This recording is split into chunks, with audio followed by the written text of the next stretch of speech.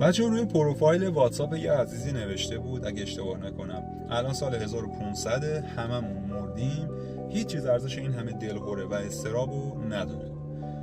دیدم که عجب جمله باحال و خفنی، ولی خب ما اینو میدونستیم اینجور چیزا رو، چرا بهش عمل نمی‌کنیم؟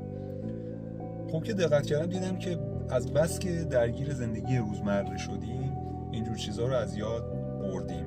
بهتره که توی سوشال مدیا گردیمون، توی مطالعه‌مون اینجور مطالب روانشناختی رو قرار بدیم تا بتونیم ازش استفاده کنیم. خیلی چیز باحالیه واقعا، چقدر آدم آروم میکنه. الان سال 1500 هممون مردیم، هیچ چیز ارزش این همه دلهوره و اضطرابو نداره.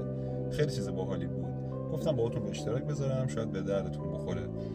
خیلی دوستتون دارم، امیدوارم که حالتون خوب باشه.